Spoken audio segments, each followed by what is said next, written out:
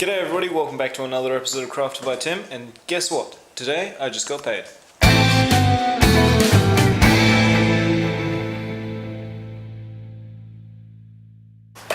It's true, I just got paid.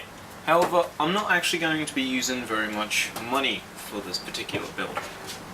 What we're going to be doing today is we're going to be making an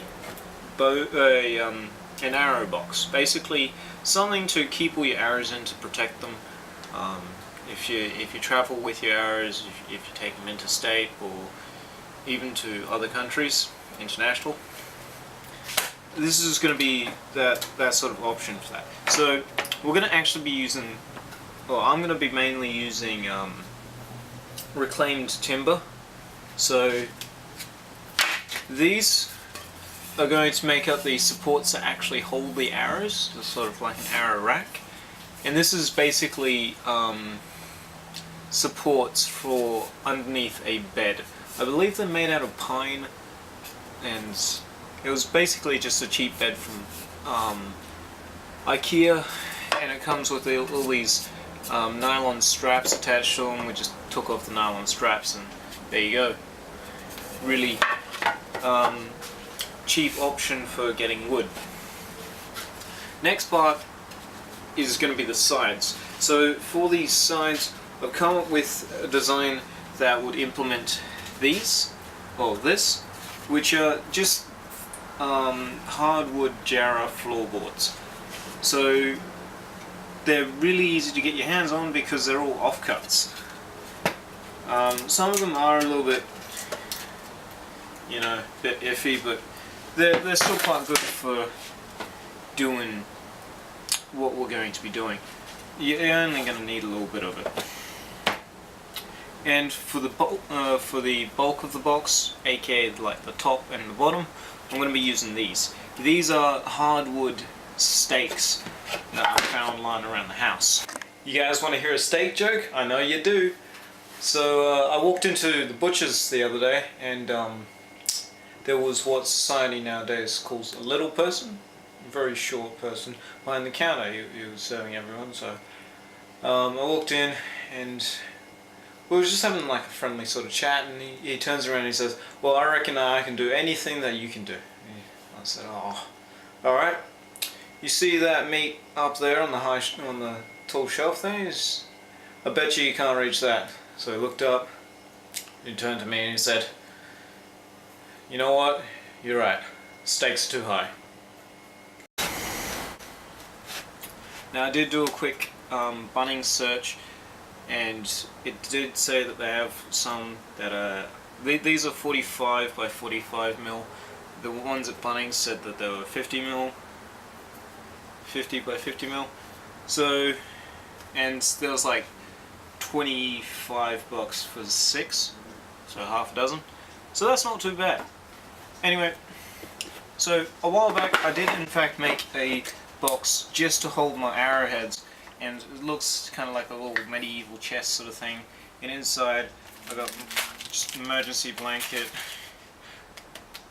I actually thought that was a poncho for the longest period of time.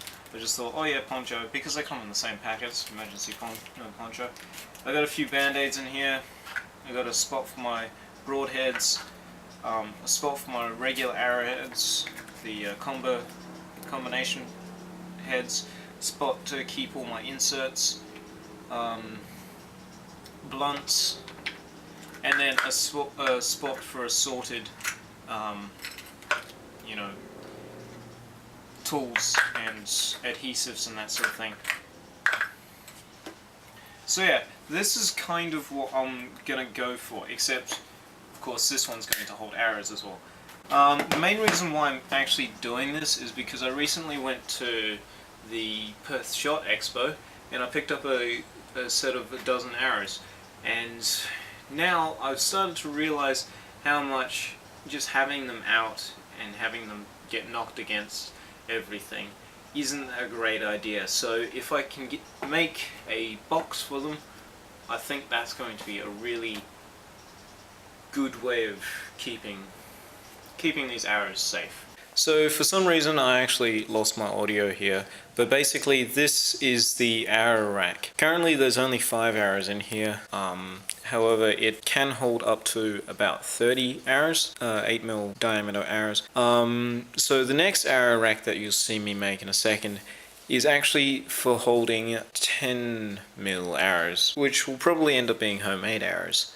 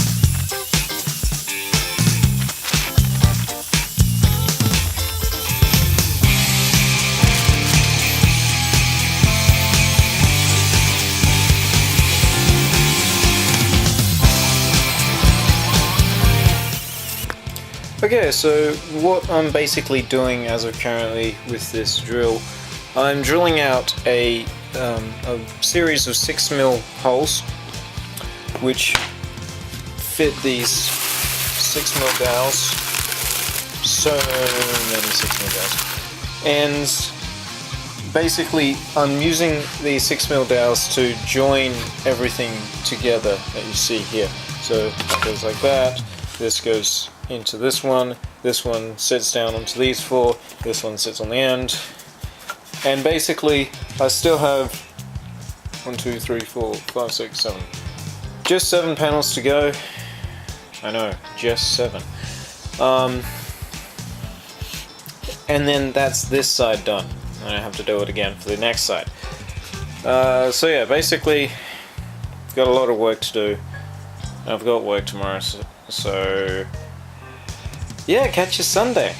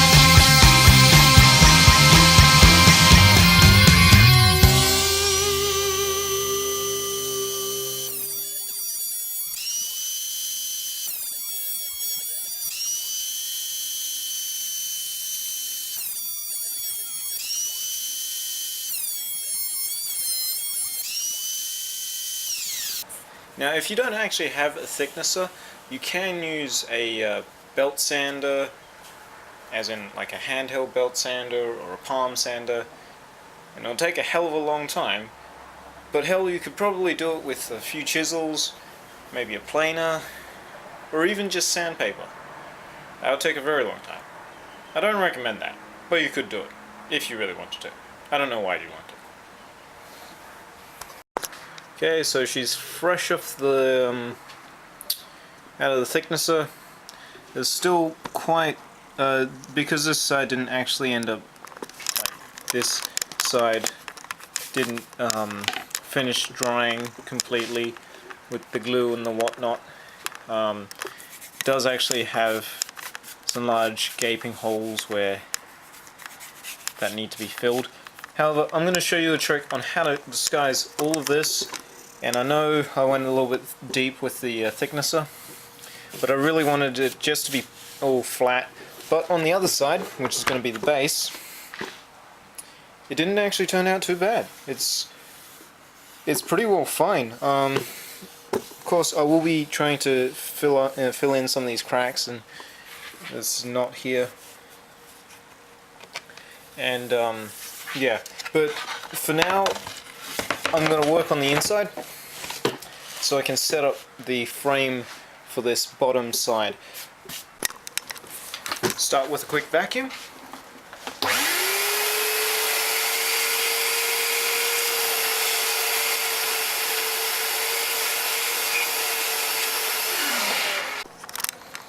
Time to mark where my new dowels are going to go, that are going to join these two separate pieces together.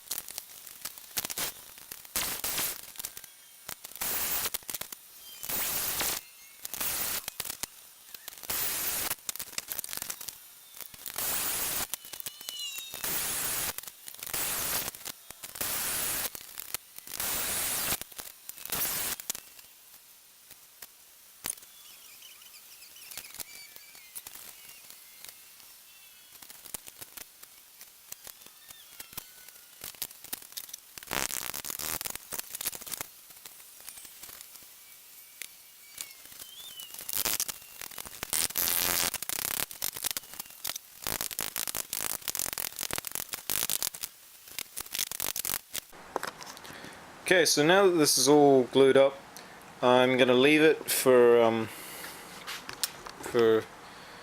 about 12 hours or so. I'm going to leave these weights on it to stop it from bowing. Because I was using wooden stakes for this, I'm not entirely sure whether it was in these stakes were in fact dry beforehand, but we'll see how it goes. Anyway, I'm going to make sure that by the end of this project, you're not actually going to be able to see these anyway. So for this next part, I'm basically just going to be taking down any imperfections on the top. Now, as you can see, I'm doing this with a hand belt sander. You could do this with a thicknesser if you have a big enough one. I only have a 10-inch thicknesser, I think it is. I couldn't actually find my my belt sander for a bit, so I was thinking that I might have to do this by hand, which is entirely possible. You can just do it with some sandpaper and go at it all night. Or you could use a palm sander, or variations of palm sanders, or I've seen that some people can do this with a router and a jig. If that's the way that you want to go about it, you can entirely do this that way too. Yeah.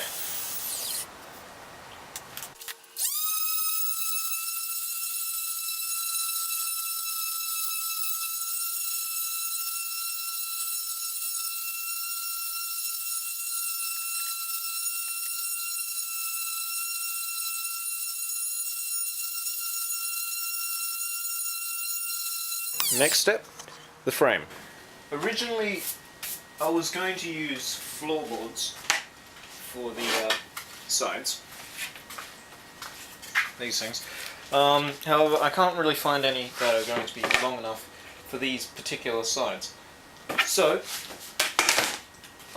if you can find them, it's probably better just trim them to size and use those. But I also found these, which are crap.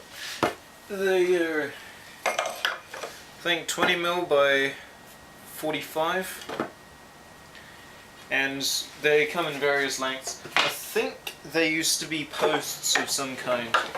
However, there aren't any holes in them, so they might actually just be stock. Basically, I'm just going to measure these up, and what I'm going to do is I'm going to take these, I'm going to line them up on either edge, and then I'm going to make sure that, because I'm going to do 45 miters on each edge, that I leave an extra length, so plus 2 of these, so 1 for either side, onto each side. I'll give you a better example. Because this is going to be a 45 miter, I need to leave 1 extra length, so 1 extra thickness for either side. So here's 1, and then down the other end I have to have another. Now I am doing this the right way up, so this side's in fact going to be my bottom, and I'm going to cover this in paper that looks like leather. It's like that moleskin sort of stuff that they used to cover the moleskin journals. I'm gonna see whether I can find any though, because so far I haven't actually been able to, but I'll come back to you with what I actually end up doing with it.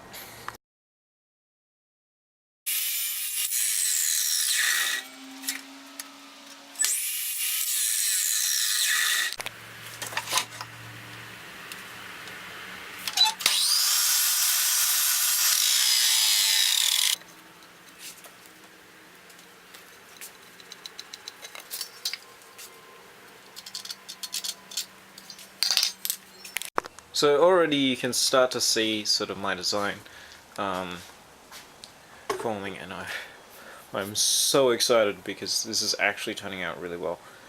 Anyway, so these walls, as you can see, well, I'm not sure how well you can see that, but they're just too low. So what I'm going to do is I'm going to trim 5mm off all of these, and then make another set of walls with the scrap and probably some more planks,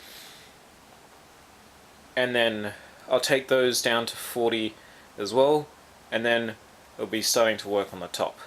So yeah, it's starting to really take shape.